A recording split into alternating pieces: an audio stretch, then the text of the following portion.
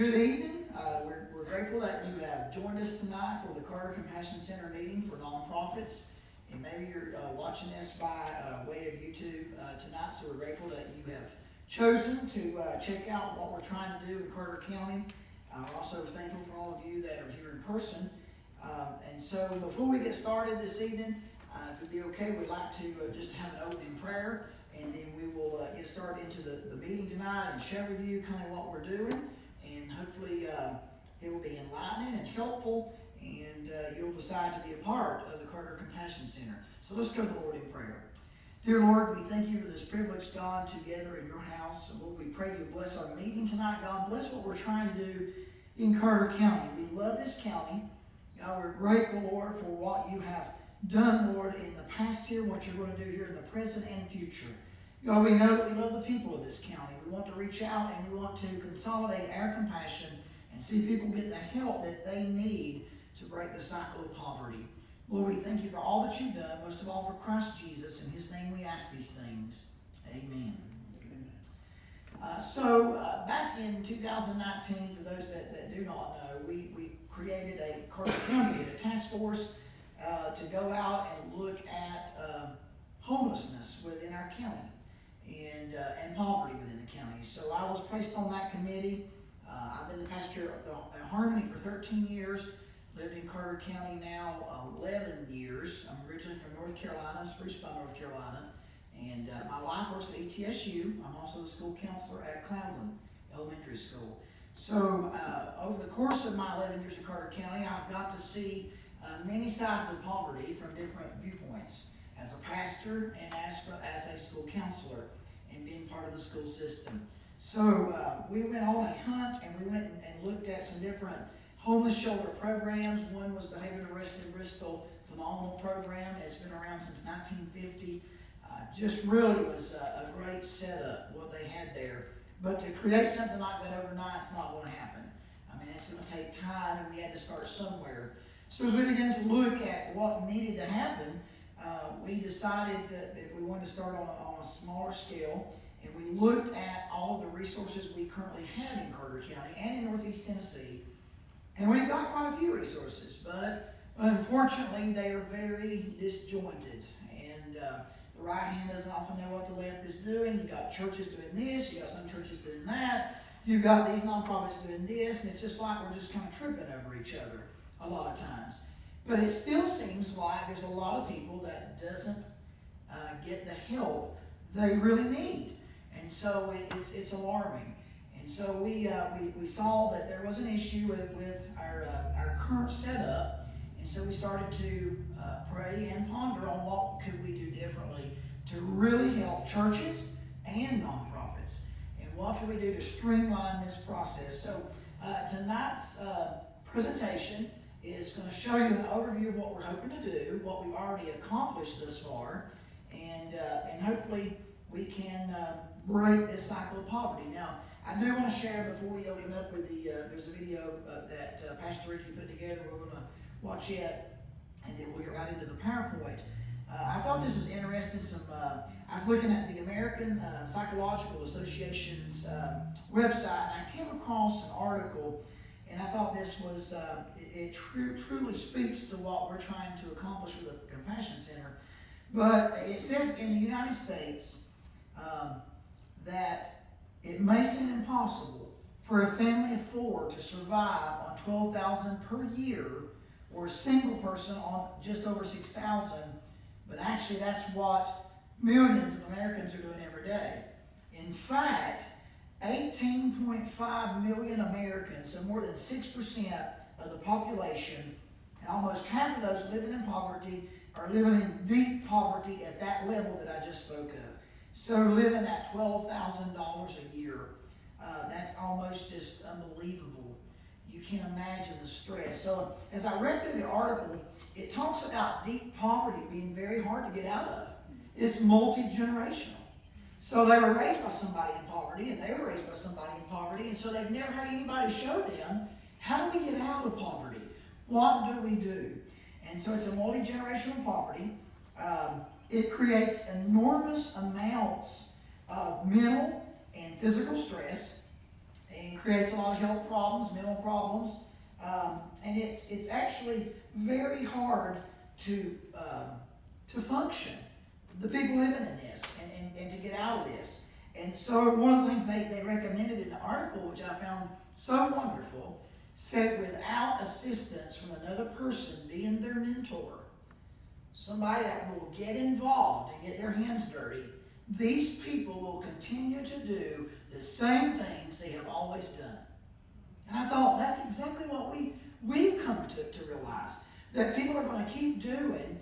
They want the handout, but no one's going to show them how to break that cycle. Instead of having a handout, how to get it fixed. And rather than give that person a fish, how to teach them how to fish. And so that's an example we've talked about a lot in our board meetings. I'm not much of a fisherman. I mean, honestly, to put a worm on a hook and to cast it out there, that's about what I know about fishing. Truly. I've just never been much of a fisherman. So if I were to sit down with you and you were telling me, well, you got to go to this hole and you got to go to this river or this lake and use this bait, or if you go into fly fishing, which Mike knows all about it, I have no idea until he told me out here last week, or how to even to start fly fishing. But if you were to sit down and tell me I got to do all these things, I would tell you I have no way to do this, and I don't even know where to start. I would probably be so overwhelmed I would say, let's just forget the fishing thing. But if you were to go with me, and you were to help me, and you were to show me, and you were to take me to the right places and show me how to use a lure, and show me how to fly fish, I probably could learn how to do it. But you have to come alongside of me. And I believe where we have failed is having someone come alongside of these folks that are in this type of poverty. They don't know how to get out of it. And when I was in a meeting today, one of the nonprofits said, most of the people that we deal with, and we tell them, go to this website, click on this, fill out this form, they're illiterate. They cannot read and write. And we're expecting them to do something that they don't know how to do. And then they never do it. They feel kind of stupid, and then they don't do it. So they just choose to live the same way they've been living for months or years. So that's where we're at, and I wanted to share that before we got started. So we're going to go ahead and watch this video, and then we'll dive into how do we fix this multi-generational poverty that is so deep in our county. And it may surprise you just how deep it is in Carter County once we get into it. So, Christina, if you want to create.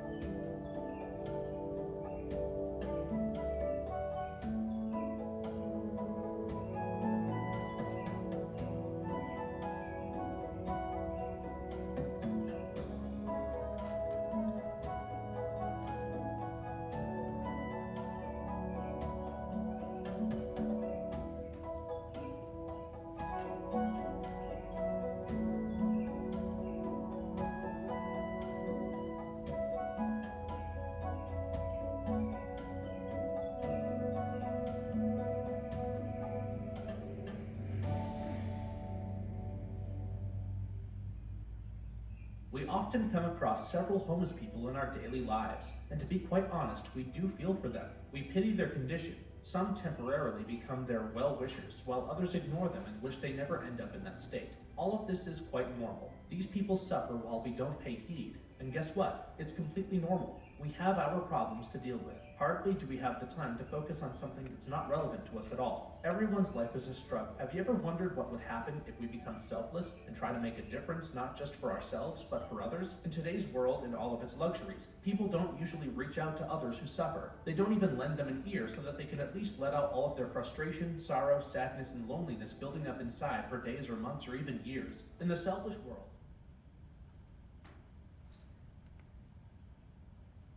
So we want to, obviously, from that footage, we live in one of the most beautiful places in the world.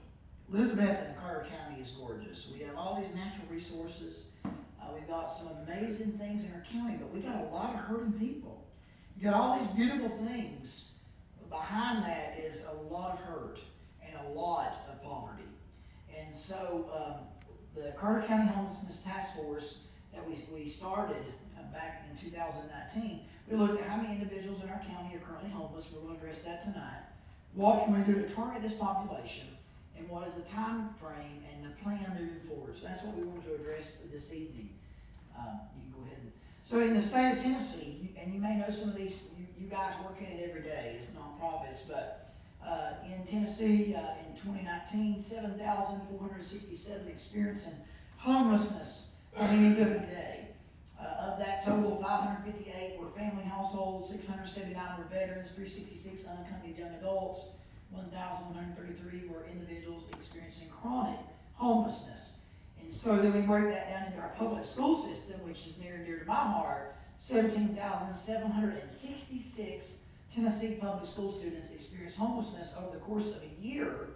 Of that total, 554 students were unsheltered, 1,200, a little over 1,200 were in shelters, over 1,700 were in hotels, motels, and 14,023 were doubled up. So, in Carter County, I wanted to share these stats with you about Carter County. So, in Carter County, during the PIT count, which is the point in time count, 2018, 24 individuals homeless, 2019, 61. Carter County had the largest increase from 2018 at 37. There are 405 total homeless people counted northeast in Tennessee in 2019. And then Ann Cooper says that because of the shoulder at River's Edge at that time, it made the problem in Carter County more visible. People say, well, it brings in the homeless when you have a homeless shelter. No, the people that are homeless are already here. But when you have a homeless shelter, they have somewhere to go. And so it shines a light on the problem that we want to kind of hide under the rug. And so many people are concerned if you have a homeless shelter or if you have programs for the homeless or for the poverty stricken, that people come here because of those programs. They're already here, and you know that, and I know that. And so in 2020, 2021, you said, what is our current statistics? We have 67 Carter County school students right now that are homeless in this county. 67. They're living in either hotel, motel, or they're living in a home with 4 or 5 families in a home together. 77 Elizabethton City School students are homeless right now, and 62 individuals are currently living outdoors in Carter County at this time. So you said that's not that many. That's too many, truly too many. But that's quite a few. That's quite a few folks. Now, I'm very concerned about the homeless. But I'm very concerned about those living in poverty that have a home, or maybe they got an apartment, or maybe they got a single wide trailer, double wide, and they're living in chronic poverty. I'm concerned about those folks as well. So it's not just the homeless that we're concerned about, but those that are in a deep-seated poverty that deal with that every day of life. And so we want to talk about those as well. As you go ahead and flip it, Christina. So the critical population is the ALICE population, and that is the asset limited, income restrained, and they're employed. What's amazing about this population, many of them do not, they cannot get WIC, they do not get food stamps, they just make just enough to keep their head above water. They're trying to pay their bills. They cannot do preventative maintenance. They cannot work on that heat pump in spring and make sure it's going to be cool for the summer. They can't work on it in the winter, make sure that it's up and running in the winter time. So they use everything they got at full blast, and then it goes down. Okay, then what do? And so in our population, or county, the population, 23,594 total households are ALICE population. 10,853 families in our county live like this every day. So they don't have the money to replace that car, that transmission, that heat pump, that refrigerator, that washing machine and dryer, and then they got to go get money to do that. And why do we have all these payday loan places or car title loan places in Carter County? We are eat up in title loan and payday advance places in Carter County. Why? Because that's where they go to get their money. They go down there, and you know that they're actually charging them. I checked into it, anywhere from 25 to 50% interest. So they're already in a deep hole by that time. So they've got the washing machine quit, and they're trying to figure that out, or go to the laundromat, or maybe it's the transmission in their car. They can't get to work. I mean, one problem builds on another problem, builds on another problem, and they are stressed out of their minds. I deal with this every day as a counselor in Carter County. And all the other counselors in the city and county, we deal with the same thing. Parents this time of year, they want to put that kid in a prom dress, in a tuxedo. Well, where's that extra money going to come from? So the kid says, I can't go to prom this year, I don't have any money. Mom can't afford to buy me a dress. So then you got people, thankfully, that has dresses that may be used, or they are given or donated, and we do this time of year, this is what we do. And we try to help those children that don't have like everybody else has. So we have this population in our county. You know they're there, and I know they're there. And so that's the Alice population. From the 2019 U.S. Census data, population estimate 56,391, median household income 38,000. It's hard to live on 38,000, let alone less than that. I mean, that's not a lot. Per capita income in the past 12 months, $23,205, and persons in poverty in our county is 23.5%. That's a lot. Almost a quarter of our population. So that brings us to this. Imagine being that single mom, single dad. You're working 2 jobs, maybe working 3 jobs, trying to make ends meet. You're trying to pay the light bill, the water bill, the internet. You got to have internet anymore. I mean, it's becoming something you got to have. You're trying to do all of that. Maybe you get sick. You don't go to your job. Maybe they lay you off. Maybe the current minimum wage goes up, and the employer says, I can't afford $15 minimum wage. We'll see you. And they lay them off. And then they say, oh my goodness.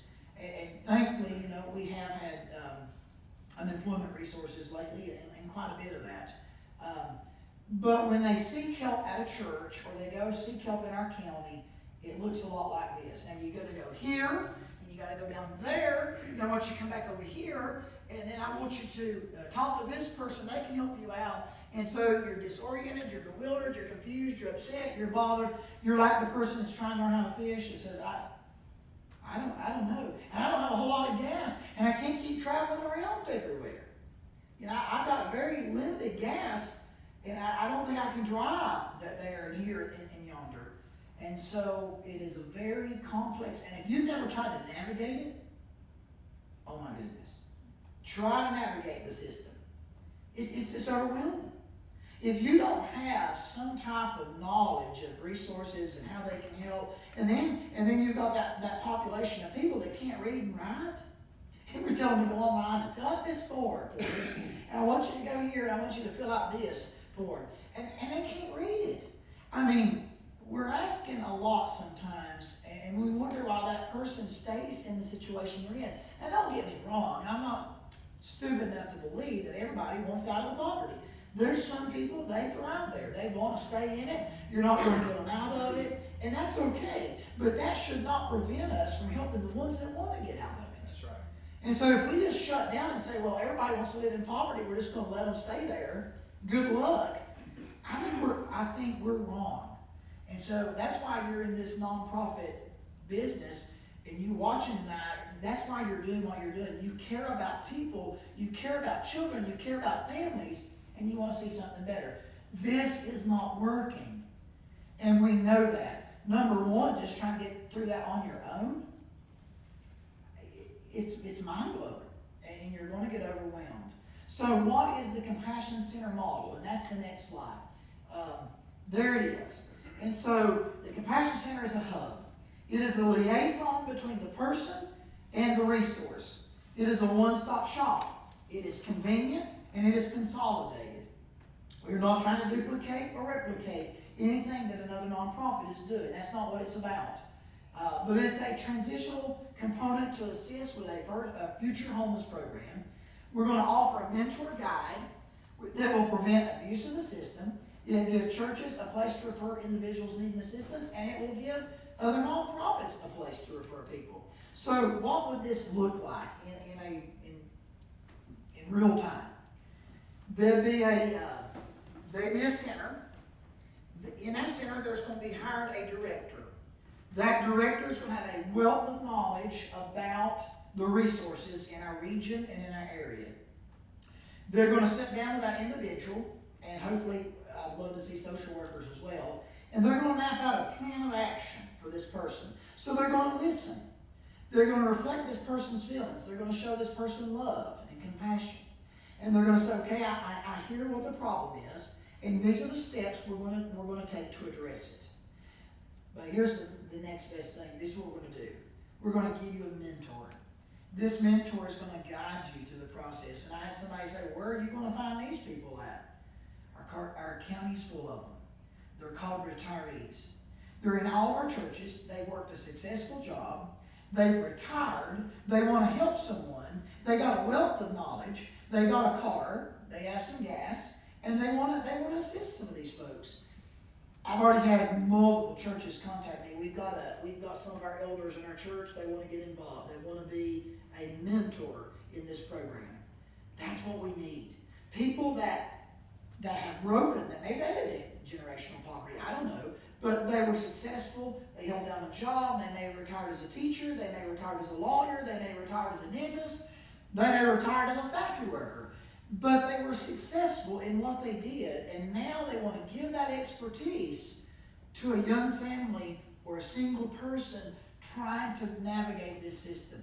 So they call the person up. Hey, did you go to that job interview? How did that go? Are you sure you got close for the job interview? Could we help you maybe find something that you... Let me give you some job interview questions. Let's role play. Let me be the interviewer, and let me help you out with this. Let me talk to you about how to balance a checkbook. So we're going to have mentors guide these individuals through this system that has been mapped out. So we want to provide their rural health services. ETSU's talked to me about that. They're so excited. Mental health services, dental clinics, veteran services, women's services, transportation, child care, food programs, employment services, and financial counseling. And one that's not even listed on there that we just dealt with this week, and we talked about a little bit before we started, is disability services. Those are disabled, and so we talked to a gentleman with polio that really wants us to help him, and so we're going to try our best to do that. But it's not limited to that list. I think the sky's the limit. But what I want to see happen, I want that to be the first place that individuals go. We start a paper trail, then we pick up the phone. Let's say that, I'll use the Family Violence Shelter, CHIPS, for an example. Let's say that it's a lady, and she comes and she says, I'm dealing with domestic abuse, and I'm scared.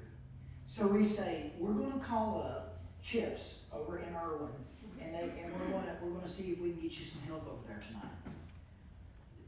That's a beautiful thing right there. And we call that person up on the phone and say, hey, we got a person at the Compassion Center here in Carter County, and they need your help tonight. Could you help them? So we start that process of getting that person whatever they need. We are going to join them in finding that resource that can help them. So that's the Compassion Center model, a one-stop shop. Wouldn't that be so much easier on people than trying to go to 15 different places? And so when they meet that director there, and he or she is wonderful and says, we're going to help you, and we care about you, that right there means a lot to that person. It starts relieving some of that anxiety. A lot of these people have been through trauma. They've been through abuse. There's lots of, if you've never sat through an ACEs training, talking about kids of trauma, phenomenal training. I'd encourage everybody to go through the ACEs training. But we're dealing with now adults that's lived in this trauma. They've maybe gone through abuse, neglect. They mistrust people. They think people's out to get them sometimes. They don't know who to trust. But they meet this individual that says, hey, we care about you, and we're not going to leave you. We're going to help you through this process until you can get on your feet and you can do this on your own. I would love to see some of these mentors become like grandparents to some of these folks. They've never had that. They've never had that love shown to them, and they create these lifelong relationships that 10 years down the road, this person still is in that family's life, and vice versa. So that's the Compassion Center model. So before I go any further there, and we're gonna keep rolling here in a moment, do you have any questions about how this would work? We're definitely gonna need grants. We need to do some grant writing. We're gonna need churches to support us financially. We're gonna need businesses to support us financially to have a center. So yes, we're gonna need money. So that's a given to pay somebody's salary. We'd like to be open 24 hours a day, or at least have somebody on call 24 hours a day. We'd like a centralized location. We're looking for a location at this time. I'll meet with the Elizabeth City Council next Thursday night. We'll talk about some of the things that they have open within the county that may work. But we definitely need a location, and I think that's our first big step beyond hiring a director. But that's kind of where we're at. We do have an established board. There's 7 of us on that board, and we are working hard as we can work to make this happen. We have an account set up at Northeast Community Credit Union. We have filed the paperwork for a 501c3, so that paperwork's been filed. We have an EIN number. So we've got the ball rolling, and the reason I wanted to tell you all about it, I think that we have to have your buy-in. I think if we don't have nonprofits buying into this model, we might be wasting a lot of time. Because I think before they come to you, it would be great if they came to us, and we could start paperwork on them, and then we could reach out and get a hold of you, and then I think that would stop the double dipping.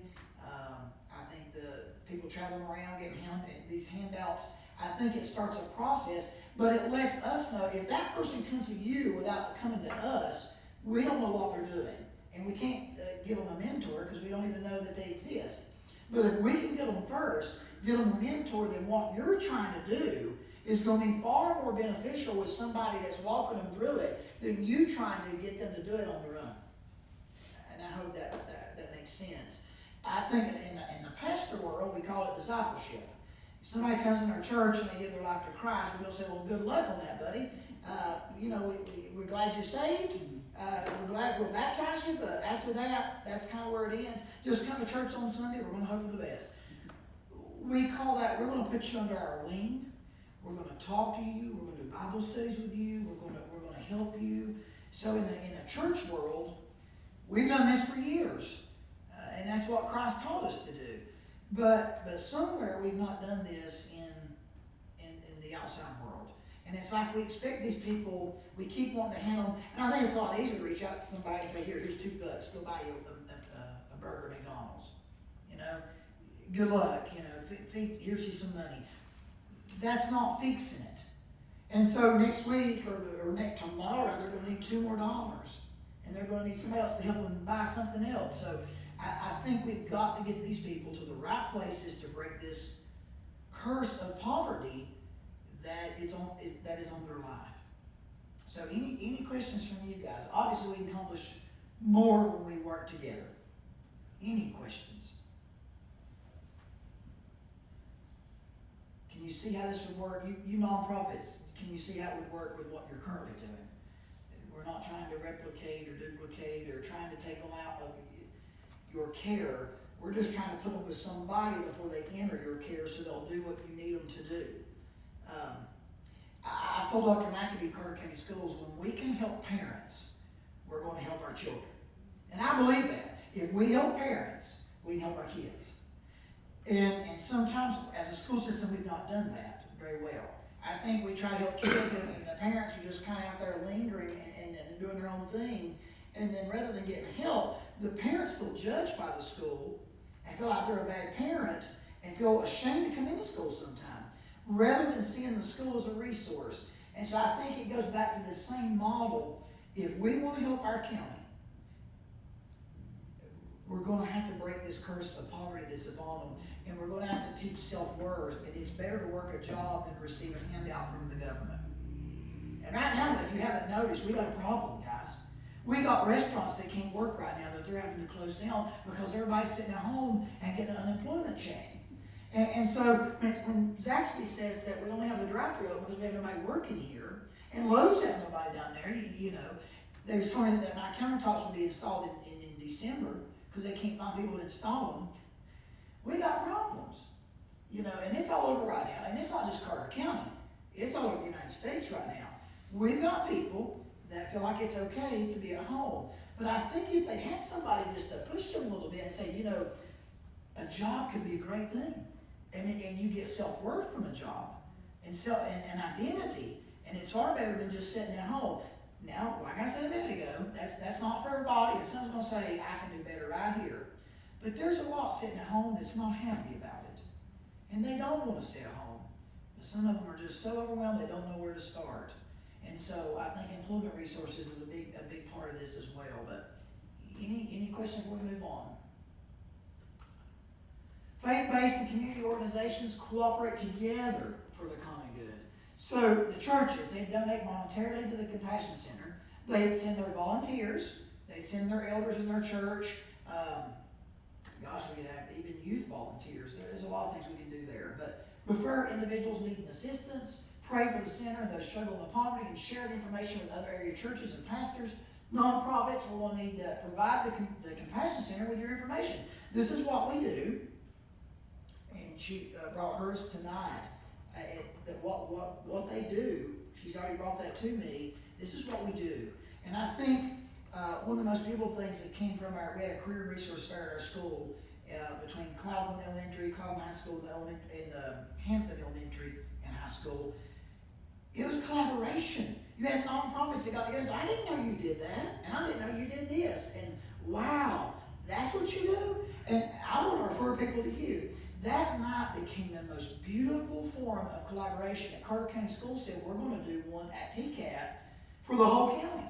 And we're going to bring all these nonprofits and employment resources together under one roof, and we're going to have a resource fair. Well, unfortunately, COVID shut that down last year. We was going to do that in the month of March. They got shut down. But I've talked to Dr. McAbee. We are going to do that. So Carter County Schools is looking to host another one at TCAT as soon as some of this gets lifted, some of these restrictions.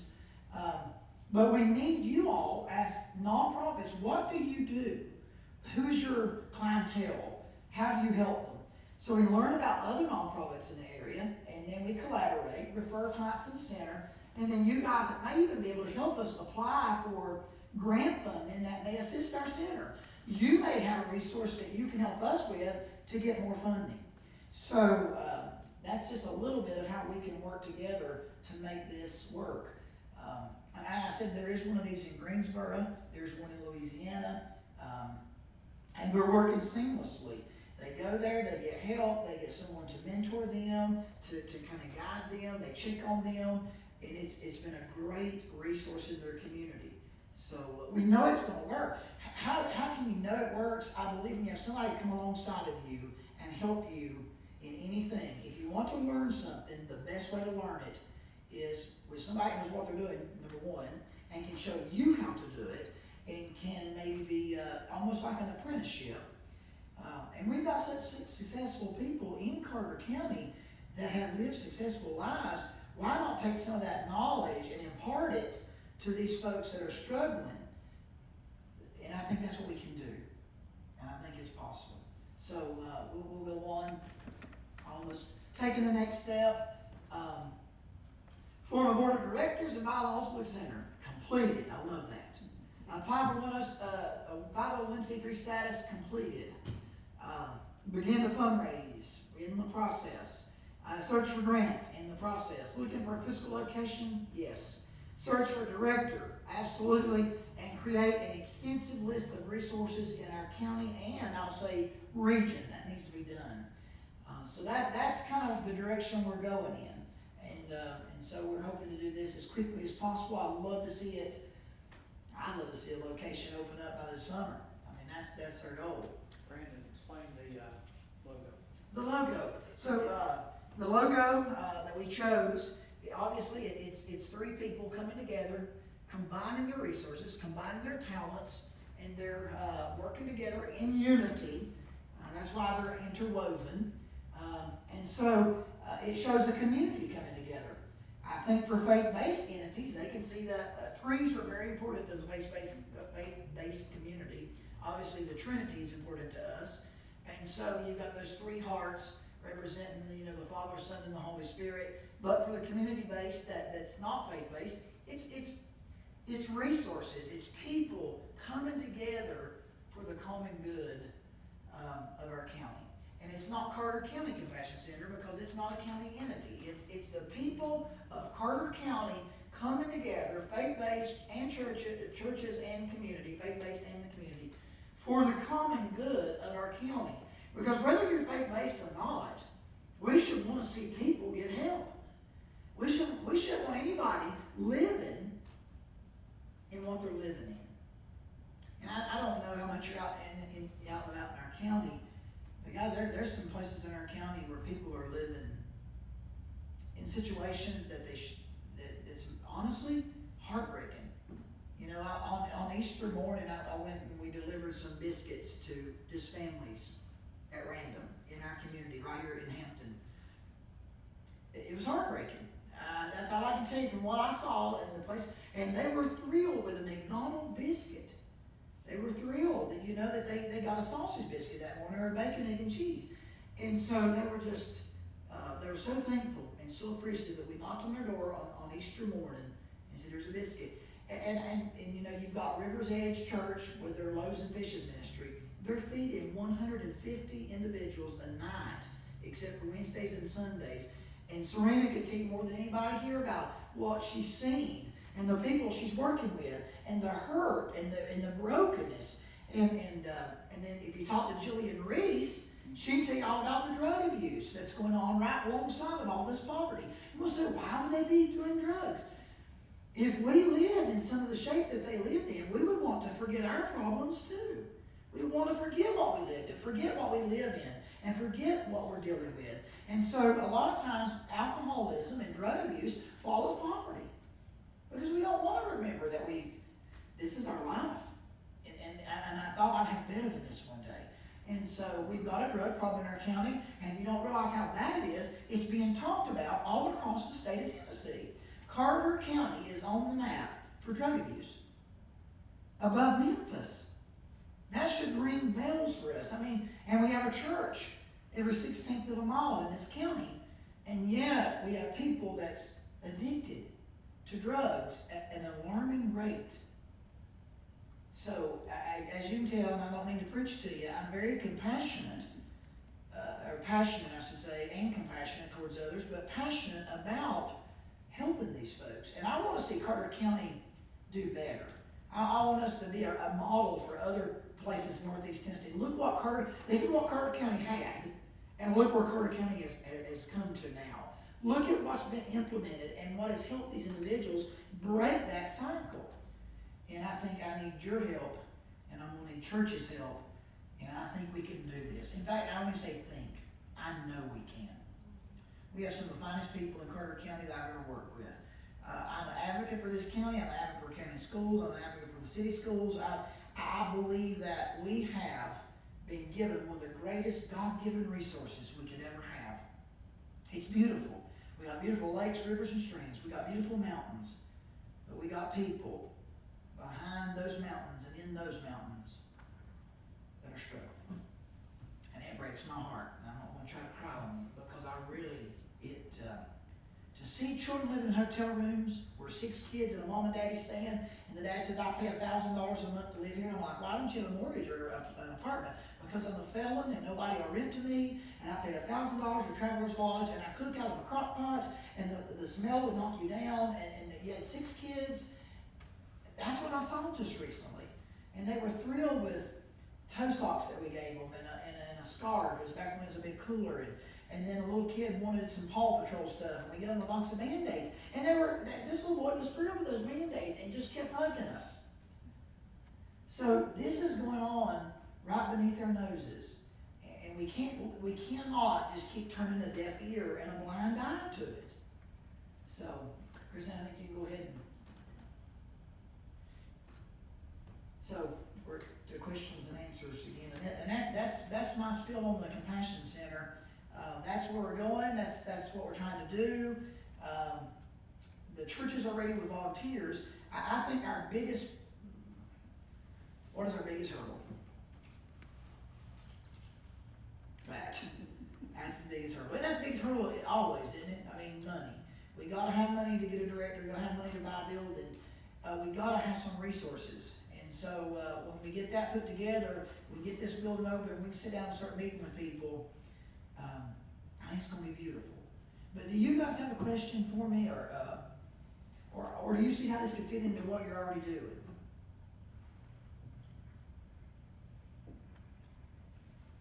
I want your input. If you think something's not gonna work, just look at me and say, preacher, I don't think that's really gonna work there. You know, I'm not gonna be offended. I really want your advice. Those that may be watching my YouTube, if you wanna email me, beyoungpreacher@gmail.com, give me some advice or what I should do, I'll take that advice. Maybe a comment or a question you may have, I'll answer that. But I want you all to have a voice in what we're trying to do. If you think there's some issues with it, and you're like, I just don't see that working, I think it'll be a beautiful thing, Brandon. I do too. We, all the churches, or at least I know our church, we have a clothing policy. We have food we give out. We have all kinds of resources. And all of us, or a lot of the churches in the community are doing this. But to have a center where everyone can come to, if you need this, go here. You need a mentor, come to us. And that's what this is all about. There's just so many of us doing so much work. Yeah. To have help, like a veterans administration. People think you have to go to Johnson City to go to the VA. We have a resource right here in Elizabeth. Maybe they don't know about that. Right. It's just educating these people. You know, Absolutely. you know, And there's some great resources out there. One of the ladies told me, she said, we never have anybody tap into our resources. And she said, we got some great ones. And I said, why do you think that is? She said, they don't know how to access them. She said, they don't know how to do that. So she said, if we can change some of this, you have a great director that can dive in, that wants to go in there and find every resource in this county, talk to every pastor in this county, say if you've got a clothing closet, you've got a food ministry, can you, let's all bring this stuff together. So rather than people going to different churches, they go to the Compassion Center, they get checked in, and we start meeting those needs. And all of our churches just pull all of our resources together.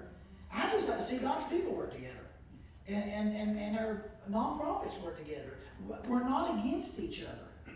We got to be for each other, and we got to be for the community. So you're right. I just think it's a beautiful thing when people work together. Why do we have to say, well, my church does this, and we're not going to bring it down there, or my agency does this? Why can't we pull it all together? I mean, I don't see why we can't. So, any other questions or comments? I say dream big. Yeah. Ask God to give us a big piece of property and not, or a big crazy building and not.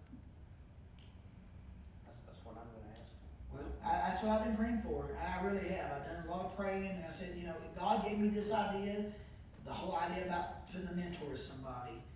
It just feels good to have somebody stand beside you and says, I'm here for you. And can I help you with something? And can I take you to the doctor's office to get checked up? And, people need mental health counseling, but they won't go. And have somebody say, you really do need to go to that appointment. You could really use some help. I'll go with you. I'll wait in the waiting room for you. I think that's big. And you're right. Dream big, expect God to do great things. Look back on this meeting 5 years from now and say, look at where God has brought our county. And maybe we can be a help to other counties that are struggling with the same things that we're struggling with right now. And maybe this will be a program that people can emulate. I'd love it. So, any other comments, questions? Thank you for attending. I think there's a lot of confusion about it. I think people thought immediately we're going to build a homeless shelter. I think if we get this component in place, we can get this working seamlessly. Mapping out resources, mentoring folks. I just believe the next step through the evolution of what's going to happen will be a homeless shelter in our county.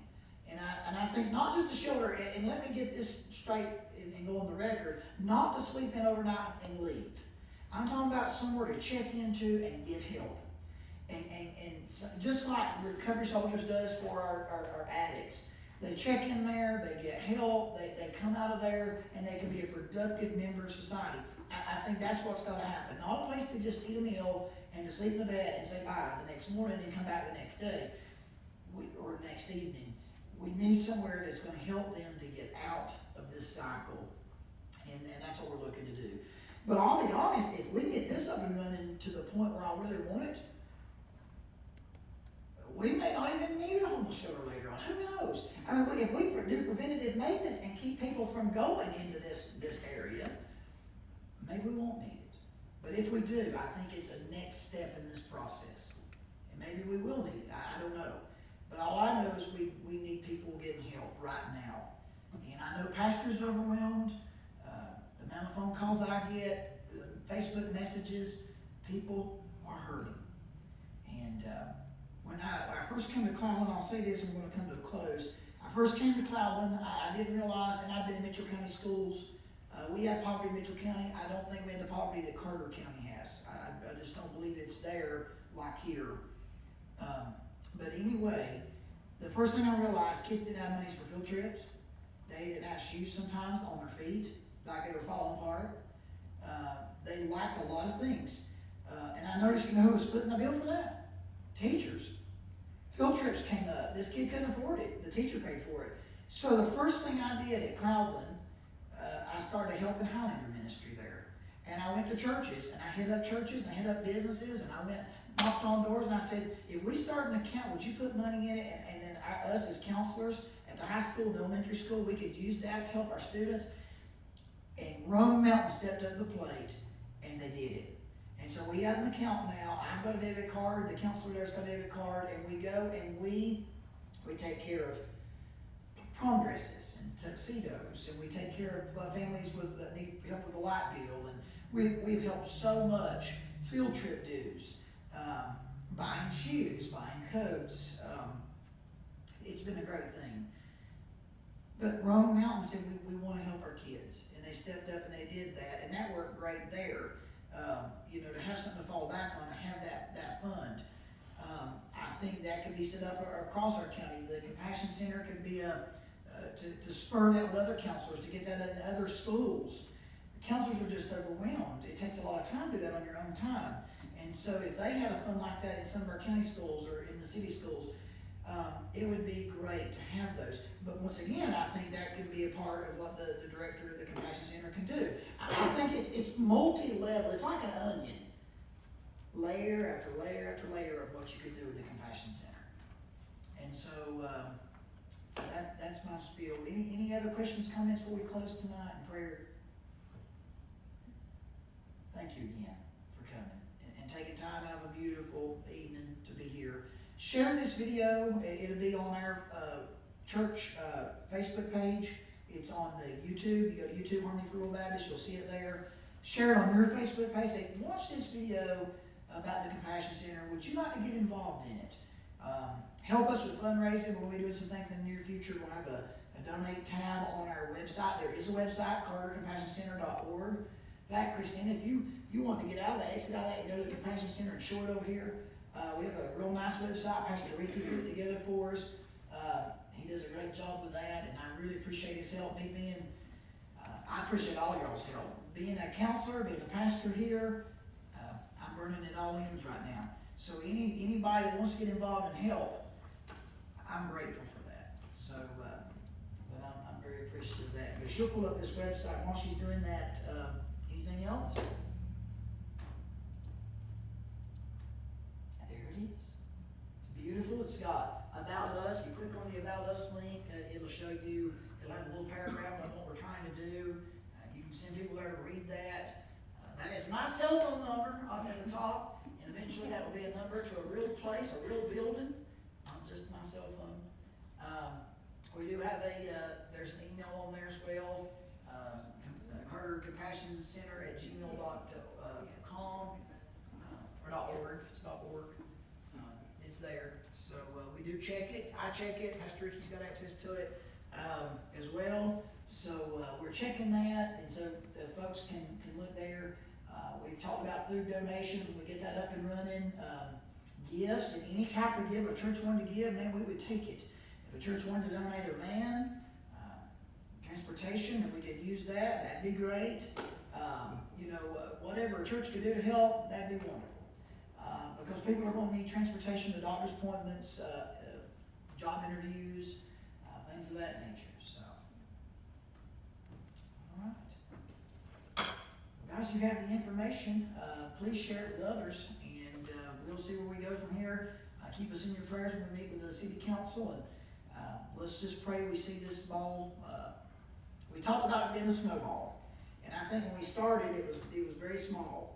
But I think now we're getting a good size, like basketball size. But I'm ready for it to be a boulder. That's what I'm ready for it to be. And I think we just got to keep going downhill, and we gain traction. So, if all hearts and minds are clear, I'm going to have Pastor Ricky dismiss us in a word of prayer.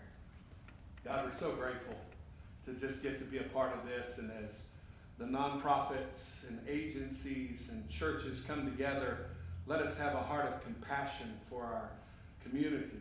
And as we endeavor to do this, we need your blessing, and we need blessings from man, favor from men, favor in finances, and we thank you for it every day in Jesus'